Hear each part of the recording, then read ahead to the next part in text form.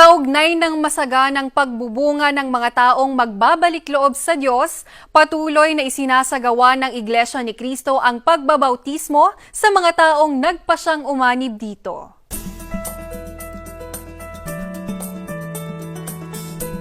Isa si PO1 Hena Katrina Crisologo sa mga tumanggap ng bautismo kamakailan sa Distrito Eklesiastiko ng Lokal ng Pasay, Distrito Eklesiastiko ng Metro Manila South. Sa aming pag-uusap, ibinahagi niya kung paano niya nakilala ang tunay na iglesia. Nagsimula rin po yung pagkakakilala ko sa iglesia nung napanood ko rin po yun sa INC TV. Doon po naakit po ako sa pananampalataya ng iglesia kasi doon ko po mas lalong naintindihan na si Kristo po pala ay hindi Diyos. Ang Diyos po pala ay nag-iisa lang yun at yun po yung Ama. Doon po naging malinaw sa akin kung ano po yung kaibahan. Ang hindi sinasadyang paglipat ng channel, mauuwi pala sa pagkakaroon niya ng interes na suriin pang lalo ang tamang paraan ng paglilingkod sa Diyos.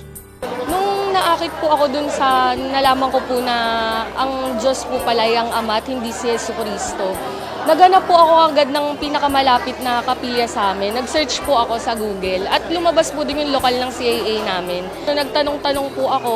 Tapos yun po, doon na po ako sinimulan turuan, dinoktrinahan po ako ng 25 lessons. Ayon sa kanya, malaki na itulong ng kanyang masusing pakikinig sa mga aral ng Diyos na itinataguyod ng Iglesia ni Cristo noong nasa proseso na siya ng pag-anib dito.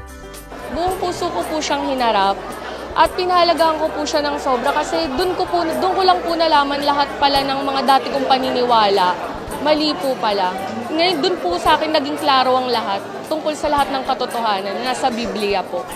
Magmula po nung naging Iglesia ni Cristo po ako, naging panatag na po ako na alam ko po nasa tama po ako. 10 taon naman na naging lay minister si Jaime Lomio Onda ng Iglesia Katolika. Kabilang sa mga sinamahan niya ang Prex at Knights of Columbus. Ako po ay dating isang Prex. Sa Prex po na bago 105 po ang kuha ko sa Prex. Naging kuha po ako sa pamilya. Hindi ko din po parang hindi ko po makuha na yung talagang tunay na ang Panginoon.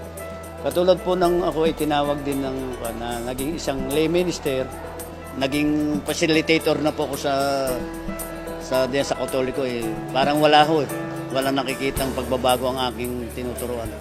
Diyan po sa Miracles Medal, yung malaking simbahan doon sa Sukat. Ngunit dumating ang panahon na hinanap niya ang tamang paraan ng paglilingkod sa Panginoong Diyos. Sa tagal ng panahon, katulad po ng nasaksihan ko na ako'y nanood po sa Felix Manalo, parang naghanap din po ako ng katotohanan. Nandun naman po sa Bible na maghanap ka at makakasumpong ka. Kaya yun yung ginawa ko, parang naghanap po ako. Ang iglesia talagang nandun naman, sabi naman ito sa tatayo ko sa batong ito ang aking iglesia. Talagang nandun ang iglesia ni Cristo ay nasa Biblia. Naging emosyonal pa si kapatid na Jaime habang sinasalaysay ang pagdating ng tamang panahon para sa kanya na marating ang iglesia ni Cristo. Sabi ko, ipagpapatuloy ko po bilang isang iglesia. Sabi ko talagang Panginoon, mapait ka sa iyong mga anak. Kaya ako nakatuloy-tuloy pang pagsamba ko. Sabi ko, ano man ang mangyari, magpapabutismo ako. Basta mag-i-iglesia ako. Hindi ako hihiwalay sa iglesia. Nakita ko po talagang aking pong kasaysayan parang namamahala eh. Nagsiyasat ng kung ano nung relihiyon ang pinasok. Kaya nanood po ako niyan. Talagang hindi ko pinalampas. Tulad ni PO2 Hena Katrina Crisologo at Jaime Onda, marami pang mga profesional at dating tagapagturo ng ibang relihiyon ang patuloy na umaanib sa Iglesia ni Cristo. Ito po ay naging kahayagan po na marami po nagsasaliksik sa aral ng Iglesia.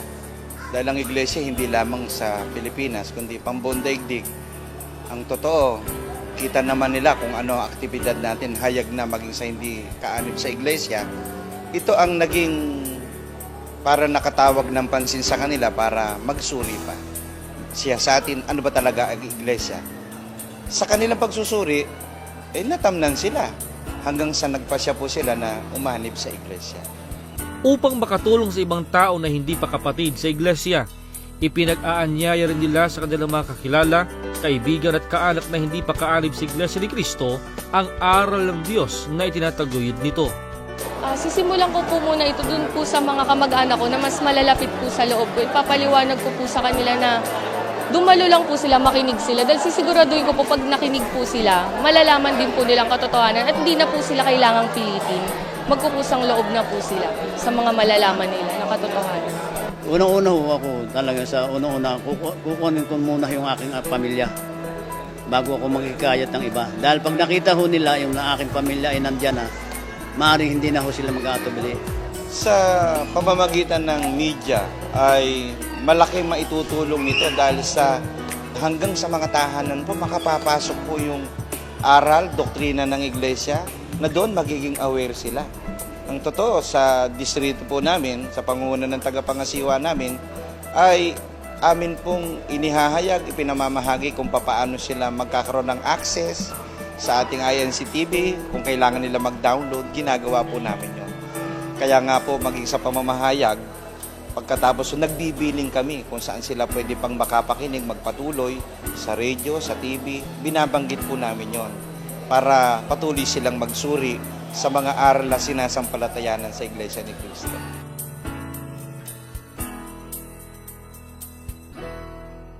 Laging tandaan, hindi hadlang ang propesyon o katungkulan sa dating relihiyong inaniban sa pagtugon sa utos ng Panginoong Hesukristo sa sinumang tao na ibig maligtas sa araw ng paghuhukom.